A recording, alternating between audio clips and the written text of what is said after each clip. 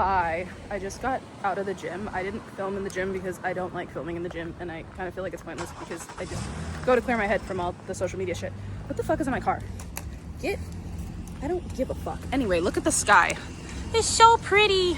It's so pretty. My hand is literally shaking. I could not get a lot done because you already know I have to pick up my wife, my other half, my best friend. My best friend. She has not confirmed that I am also her best friend, and that gives me anxiety, but it's okay. It's okay.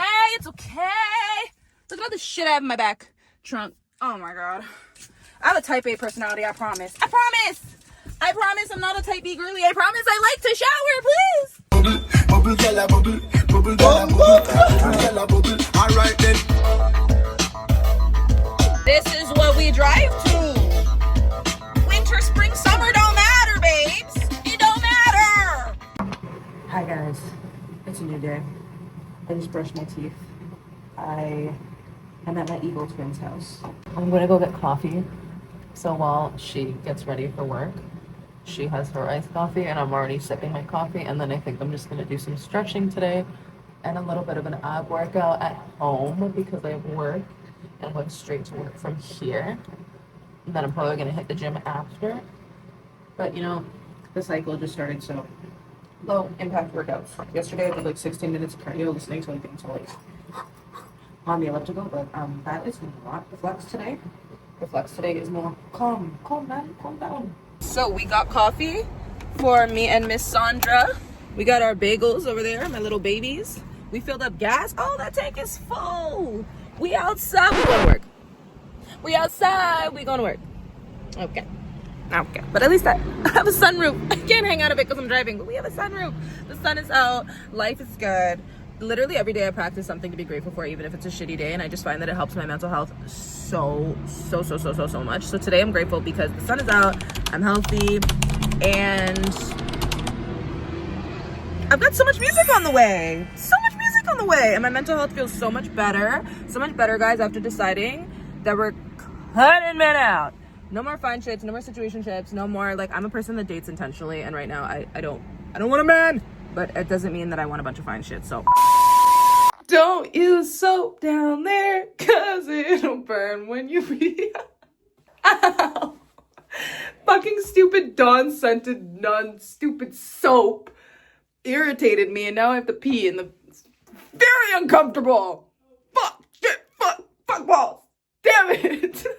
Good morning. It's nice out. We got coffee, and now we're gonna go get matcha because we both have evening shifts, but we will enjoy the day before we want to kill ourselves at work. Oh, nice outside, and now we're going to get matcha. The sun is shining. Something about being outside before you start a work day. Turn right on Java Street, then in 70 meters, turn right on Maitland Street. The matcha has been got. She got her little fob. $17 matcha. It's fine. Everything's fine. Everything is so fine. They have plastic straws. Right? Like, now you see their teams and everything, right? But remember, Doja Cat used to do lives of her sitting down doing her makeup.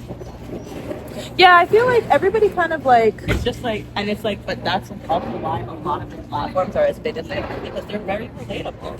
It's like, at one point, like, yeah, they're massive stars now, but at one point, like, their kind of like founding community was like literally a community built online, and people watching them, being able to relate back to them. You know, being like, what do you use for your eyeliner? Like, what's that lip gloss? How do you get your hair to curl like that? Yeah. Like, what are you working on? Like, okay, well, why do you like this artist? I like that top. Where'd you get it? Like, Yeah. you know, you felt like you were, even though this person has like really, really dope talent, you don't feel so separated from them. That's actually the whole point of having these phones and having social networking and community building.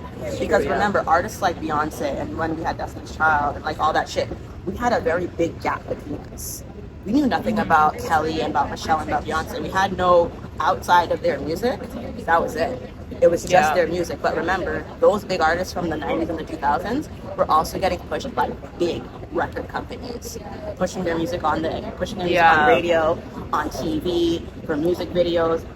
You don't have that, so you have to build a community organically from the ground up with people. Yeah, I think that's the biggest thing. And it's like, obviously push the music first because you're an artist first.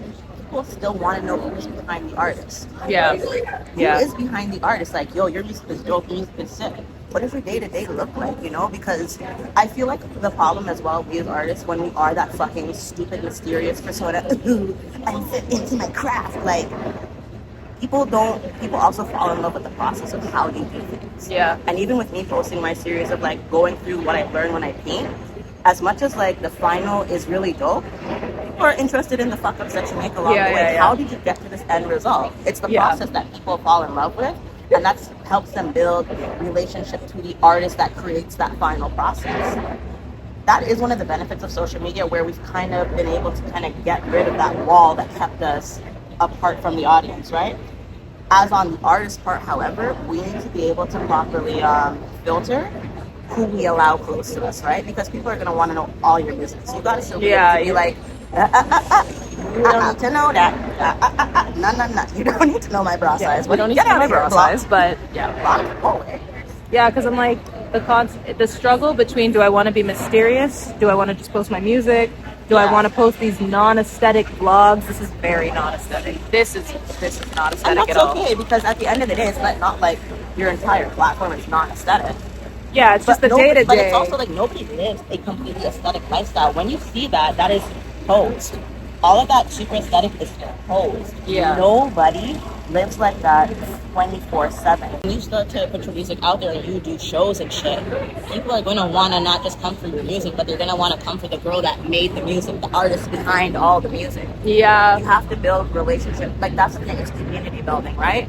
And you don't really build community off of superposed fake shit. Like, some people will like it, obviously, but like, that's not the community that, like, when you say I have a show at the Drake, or I'm hosting a show like at Mademoiselle, those aren't the people that are gonna come out to see you. Like, they're gonna be like, oh, yo, that's sick, and they're not gonna show up. They're not the people who are in your lives. The people who are commenting on your shit, those are the people who are going to be like, I'm there, I got my tickets, I got a booth, I got some bottles, oh, I need to get on guest. Those are the people who are going to show up. Yeah. The people who interact with you, that is your community. Yeah, my community is like the few people that do, like, the few people that have sent me messages about the EP. The few people that have actually like come out to multiple events. Know my lyrics front to back, because the last time I had a show with the Drake, like 2 years back, everybody was screaming the fucking lyrics. And I'm like, this is like 30 people, eventually we'll get to 300, and then 3,000, and then 30,000. And it's weird because some people that I have is like actual like friends, whether it be coworkers, whether it be people I just know in passing, whether people I'm cool with on the day-to-day, those are half the time they're not even the people at the shows. It's the random people that follow me on Instagram. I literally go out and people are like, I know you from TikTok. The amount of times I've heard, like, we're friends, but like in my head, like, we're best friends because I see you on TikTok. And I'm like, I'm so glad my psychosis like brings a community together. Yeah. Because it's the people that feel comfortable with me or feel like they know me through the screen that I'm trying to reach. I'm not trying to fucking be the most aesthetic person, and then when I'm actually outside, it's like, oh my God, I know her. You don't give a fuck about me for real. No, you don't. You don't give a fuck about me for real. If you know me through Instagram, my Instagram's a lot more aesthetic. Yeah. So if you're like, you seem cool, there's nothing on my Instagram. If you know me from my TikTok, however, where I'm crashing out every 5 fucking minutes and you think that's interesting, we could maybe get a drink because you're just as psychotic as I am. But it just depends on like the vibe that I get from the person. But like, putting it into perspective, I'm like, we have a small community. It's growing. Yeah. But at the same time, it starts off best with small communities, because that's how you get the people that ride for you, because they're like, nah.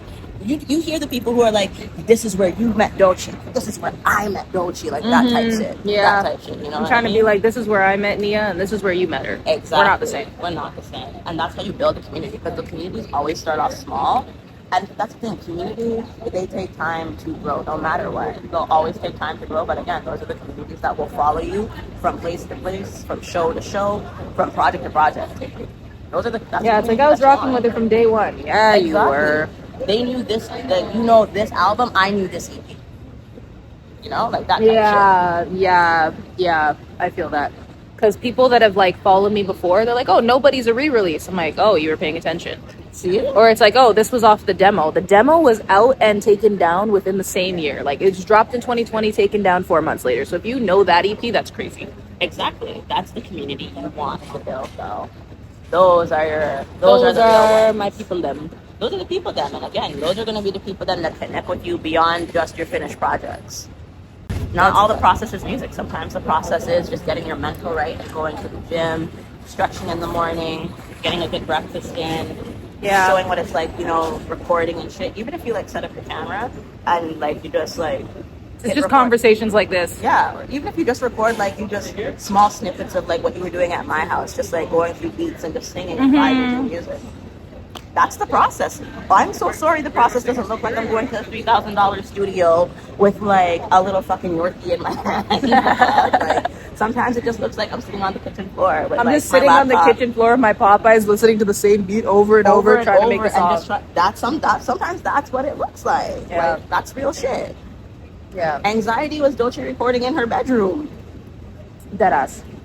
And I didn't even know that. Yeah, exactly. I didn't even know that. Exactly. I'm trying to Look how big that song is. trying to make my own little studio setup because if I can just record songs in my bedroom, fix them up and send them out to get mixed, I'm living life. Living life, baby. It's time for food. Thank you for listening to our rant, y'all. My other half is off to work. Boo. My other half is off to work and I'm stuck in this dirty mall. It's really shit. I gotta go get food. Then I gotta start work. The context of that conversation, I should have done my edges, was I feel like as an artist, I should either just be putting out strictly artistic content, things that look good, things that look pretty, things that look cute. But behind the scenes, that's not really my life. Slightly chaotic. I'm just a chill girl that's chaotic and screams a lot. So I'm going to take you guys on a get to know ELLENIA, get to know Nia behind the scenes. Because it's not all aesthetic and pretty. And it's not all like, we outside and vibey. Sometimes it's honestly just chill. It's a little mundane. It can get a little boring. Let's be real, it's me. It's never fucking boring.